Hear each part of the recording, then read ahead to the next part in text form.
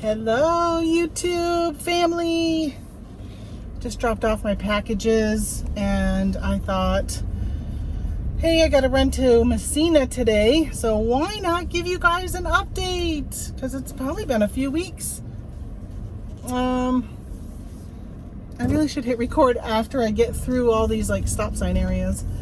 All right, so I'm heading into town. I need to go to a store that I do some RA at, retail arbitrage, pick up some things and replenish some things. I actually oversold something and I'm hoping that they have it so I don't have to cancel an order.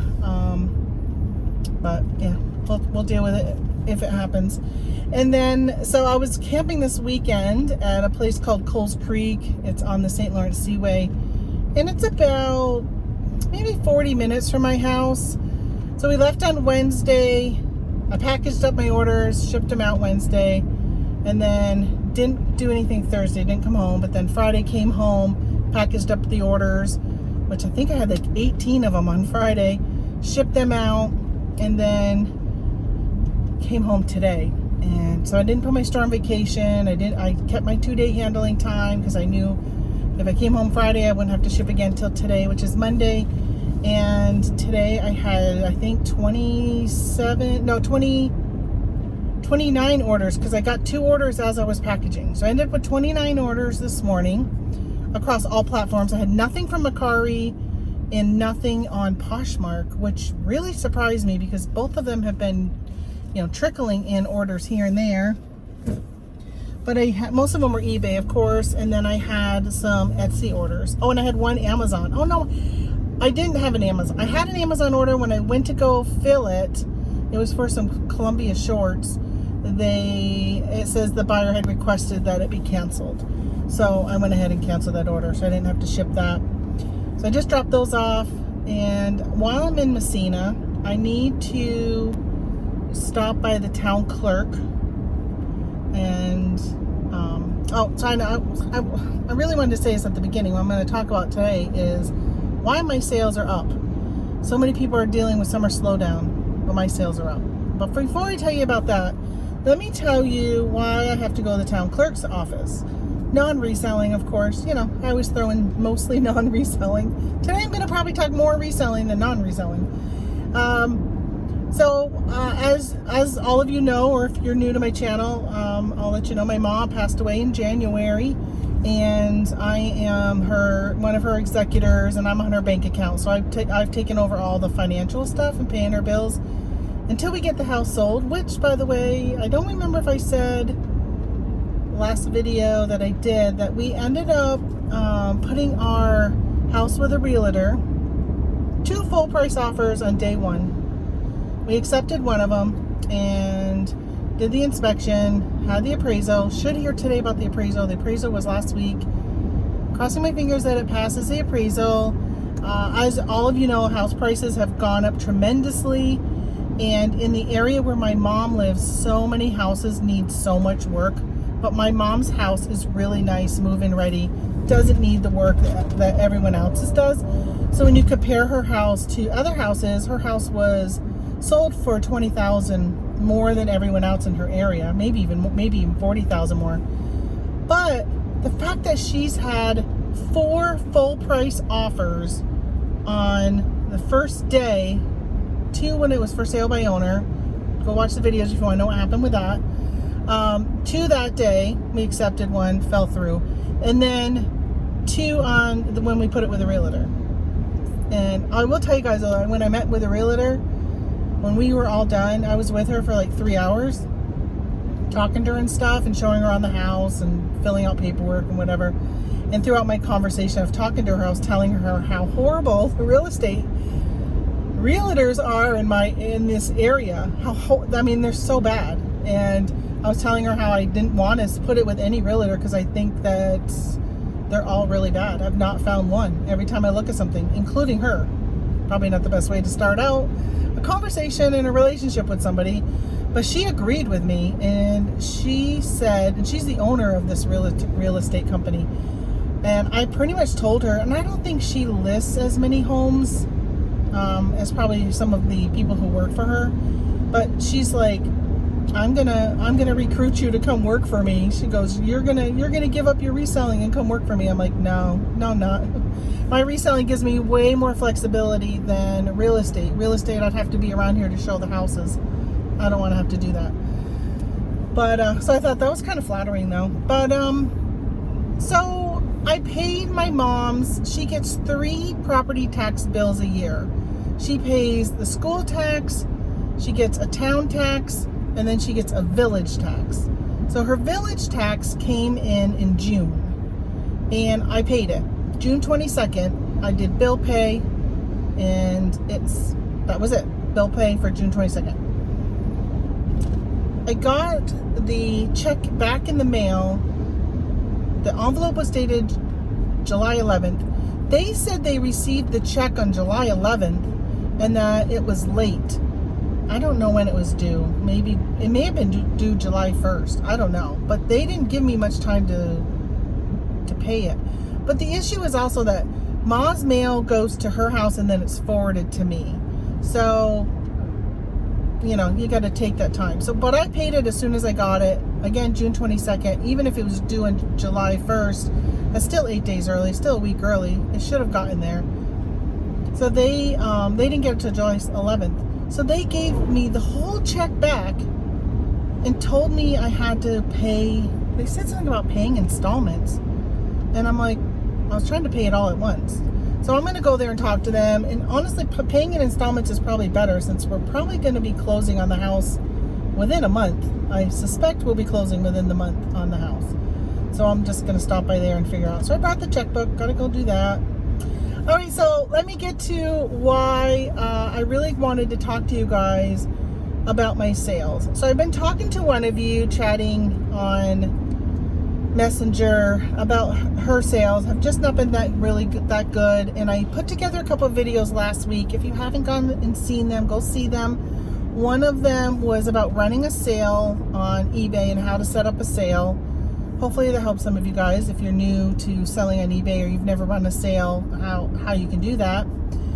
And that one was a really quick video, and there was so many other ways that I could have showed. Like it's so variety. Like really it depends on, you can do a whole store sale, you can do just a category, you can just say anything valued from this price to this price, you can do it on just items that are X number of days listed, right? So if you want to run a sale for all your new items from 0 to 30 days, you can do that.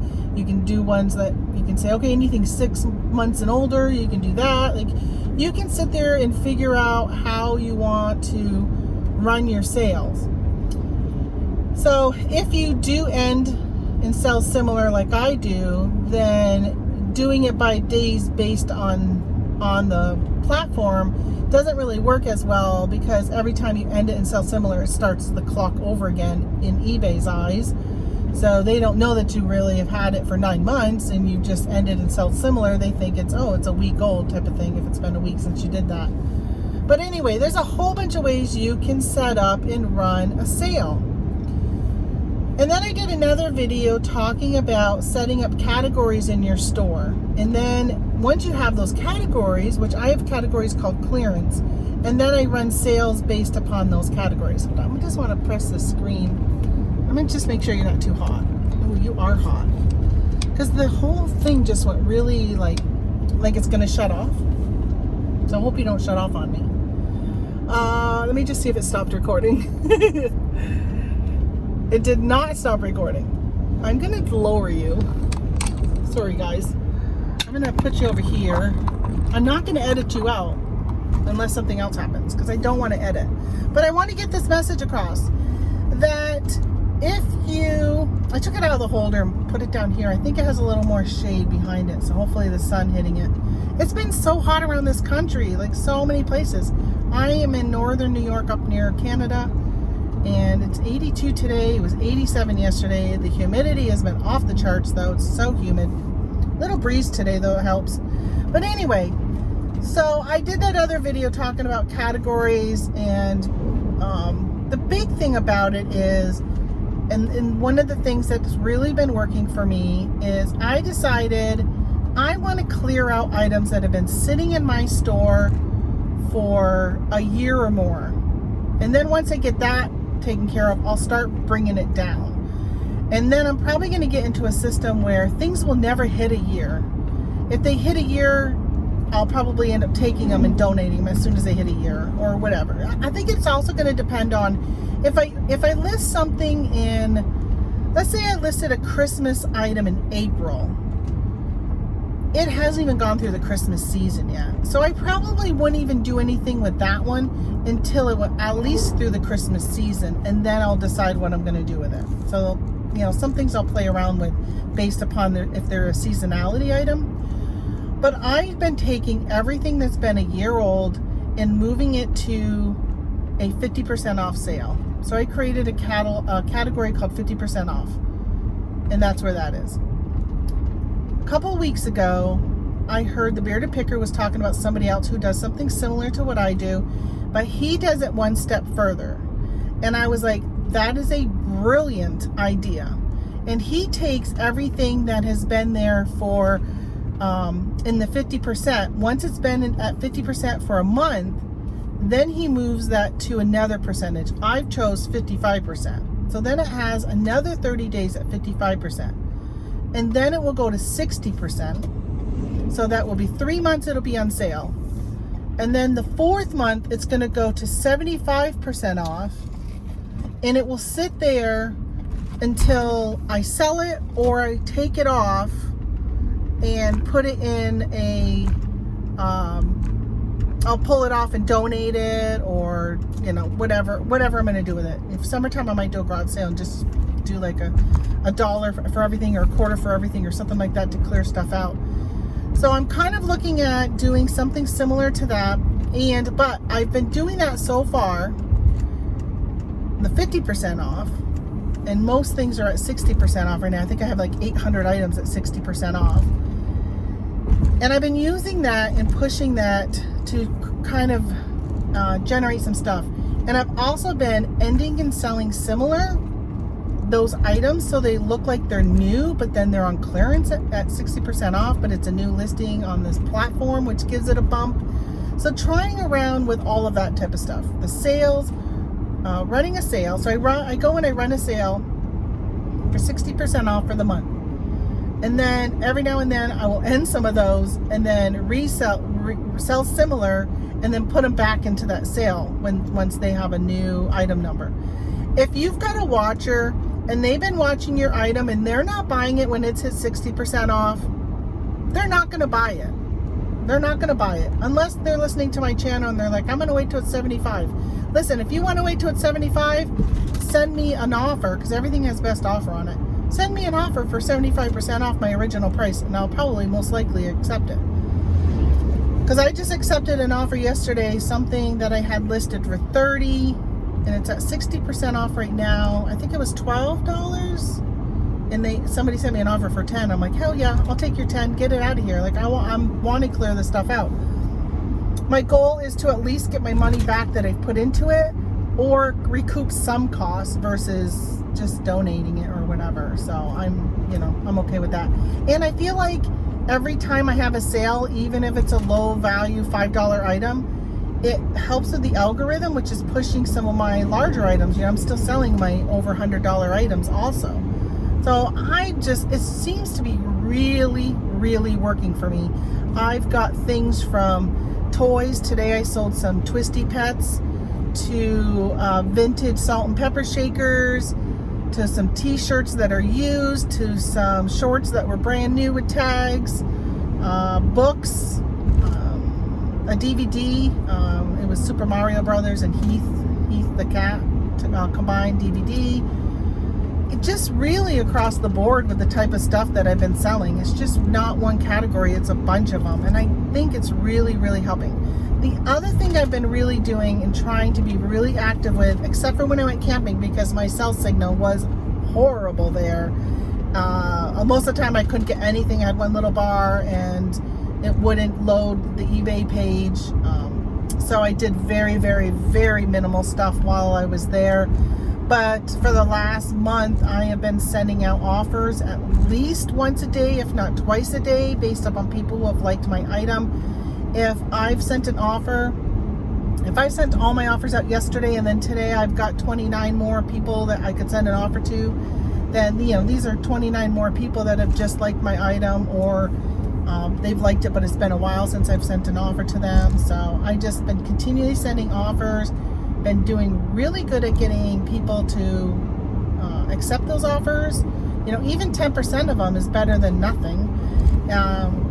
So I would say that before I started running these sales and doing some of the stuff that I've been doing, plus I've been listing a lot every day, except for a while I was camping.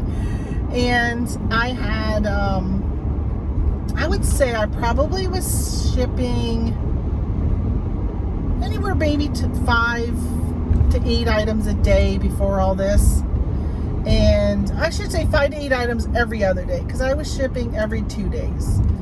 And now I'm pretty much shipping, besides the vacation, I've been shipping every day, and I've been sending 10 to 20 or more packages. Like on a Monday, it's been more, and like today was 28 packages. And that's been pretty much, on a Monday, it's been in the 20s of my packages that I've been shipping. So that's really good for me. The dollar value is not tremendous because, again, I'm selling a lot of stuff. I would say probably 40% of my store is part of that clearance event stuff. So that's kind of, when you look at my numbers, they don't look tremendous, although my 30-day total was up 85%, which I showed in one of the videos I did last week. I showed that. I don't know. If you are sitting here and you're thinking my sales are really slumping, I just need some sales. You want to get rid of some of your stale inventory, stuff that's just been sitting around for a while. If you're like me and you look up something, let's say like those salt and pepper shakers. If I look them up and there's only a couple listed, and I look at the solds and there's a couple sold, and the sold go from somebody sold a set for $15 and somebody sold a set for $42, I'm more apt to list mine for $39.99. Now, the 42 could have been a fluke. It could be that most of the time people only really pay the 15. So if those salt and pepper shakers sit out there, because I'm a list it and forget it person, I list it and I'll look at you once a year when I do inventory usually. And if I listed you at $39.99 and you haven't sold, and I've moved you into the 50% off, now you're at 20. Now it's like, okay, that's really what the price range may have really been. But at the time, I looked at the two solds and I'm like, why did this person list theirs for 15 if they could have gotten 42? Well, it's because really 15 is really maybe more in the app. And I have a lot of those one-off type of things that I list, that there's not a lot of sellers. It's, even like you buy a used shirt, and, yeah, there might be more of that brand, but that design, you're the only one. So you kind of just, yeah, I guess. And sometimes I guess wrong. And so by doing this clearance really does help. Sometimes brings those 40 down to 20, and really it should have been 20, and I'm selling it at 20. And a $20 sale to me is still pretty good. I don't know about you guys, but I'm all right with a $20 sale. But I will say I've had a lot of $5 and $6 sales too. But some of the things I paid a quarter for. Most of the stuff, like those salt and pepper shakers, were free. I've got a lot of stuff that's free that I've been listing lately between my mom's estate that I got, and then my in-laws moved over here to New York last year. Well, they moved over actually 2 years ago. They closed on their house last year. And when they were moving 2 summers ago, my father-in-law was bringing boxes and boxes of stuff that they didn't want anymore. They were going to bring it to the Goodwill. And I said, no, bring it to me. I'll go through it. And if it's not good enough, then I'll give it to the Goodwill. But let me see if it's something that I can list and sell. So I've got a lot of like my mother-in-law's shoes, some of her clothes. And I mean, I've been really surprised. My mom had so many pairs of Skechers. What's that other? Oh, Danskin now. I think those are Walmart. And I've been selling those on, she hardly ever wore her shoes. She had like 50 pairs of shoes in all different colors. And she wouldn't go anywhere, so she would just wear them inside. So they were all in really good condition. And I've been listing those and selling those for anywhere between $15 and $25. And they're not huge, and they're easy. I put them in the shoe box, pop them in a shoe box. I don't even add padding, just throw them in the box, label it, off they go. Simple, free boxes, very easy. Buyers pay shipping on all my items that I sell. So it's been working out pretty well. I really highly suggest you guys try this if you're sitting there looking at stuff that you've had for years. I'm hoping to get to the point where maybe after 3 months or maybe 6 months, I got to see where I'm at the time, but maybe even at 6 months I move them to the 50%, and then by the time they hit a year they're at 75, and then I'm clearing them out and pulling them and getting rid of them, so I don't have any stale stuff staying around. If you don't mind the slow nickel versus the fast dime, I'm just feeling like I have a whole basement that I can put my inventory in, but it's gotten to the point where I don't want to take up as much room as I've been taking up, that I really trying to narrow it down. I'm actually kind of working on making a space to make a craft room down in my working area. So that's kind of a motivation also for me to pare down my, I don't know, I got like 2,300 items I think on eBay right now. I'd like to get it down to under 1,000. And then at that point I'll reevaluate and see where I'm at. And then when I go out sourcing, I'm going to try, or I've been trying to be more picky on what I source. I haven't sourced a lot of stuff because I've been picky. Like I did spend $15 and sold a margarita mixer for $120, or did I take a best offer of $115? I think. I bought a DVD CD combo. I actually want to use it and burn some. Not a DVD CD, a VHS, a VCR DVD recorder, and I'm going to record some of my personal VHS videos, and then I probably will end up selling that because that looked like it was worth about $80, and I did pay $20 for that. So I'm kind of like looking at maybe some of these little higher items, and if I can keep maybe sourcing those, then I will maybe even get down to only 500 items, which would be really good.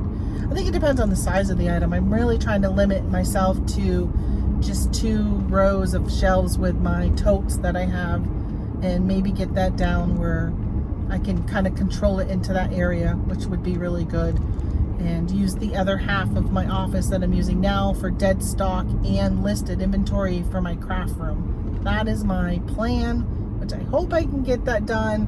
My goal is by this 2023-24 winter, that by the end, before next spring, I will have that room set up. That's my plan. So I'm being really aggressive with my sale items. So hopefully that works. Right. Train tracks. So that's what's been up with me. Tony and I don't really have a lot of travel plans left for the next few weeks, and then we're pretty busy in August again.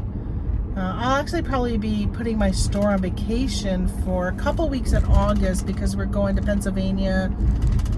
Then from Pennsylvania, we're going to be down in the southern part of New York doing some camping. But Pennsylvania is with the Jeep. So we do some off-roading with the Jeep, so we'll be doing that. And that's about it. That's what I'm doing. That's what I've been up to. And I'm just so happy. And even Tony said today, I walked out with 2 bags, and he's like, wow, you got a lot of orders. And I said, yeah, I told you I had like 25 of them. I said, I ended up with more than that, more than what I told him. And then, again, 2 orders while I'm packaging, which I absolutely love. My sister-in-law was funny because all weekend long, she got to hear the cha-chings. And her and my brother, and there was like cha-ching and another cha-ching and another cha-ching, and every time I'm like, oh, let me see what I sold. Oh, let me see what I sold. Then I would see what I sold, but then I was trying to take it down from those cross listing platforms, but it didn't work because this internet was so horrible. Okay, well now I know where Sherwin-Williams moved to, right there. It used to be over on the other side of the these like strip mall places. But it moved. I wondered where it went. Okay, well, as I'm talking about Sherwin-Williams, like, you guys don't really care, so I will talk to you guys later. I will see you, I guess, in the next video. I'm gonna go this way. And hope you guys are having a great summer, staying cool, because it's been really hot, and staying dry, because up here in the Northeast, there's been a ton of flooding. My hometown that we moved from had a lot of flooding, a lot of damage. My son still lives there, and he was talking to us on Wednesday, telling us how he had to drive all the way to another town to get home and go around because the flooding's so bad they closed the bridge. And yeah, so that's pretty bad. And I know that I heard this morning in Philadelphia they're searching for 2 toddlers that went missing, and I think there's a grandmother missing also. The mother passed away, and the father and the son are still, they survived. So prayers for all of them. Prayers for any of you that are having any issues. I know that there is Pat, the reseller here on YouTube. I think he goes by the traveling reseller. Pat D's saying prayers for him. All right, that's it. See you guys later. I'm gonna go shopping. Bye.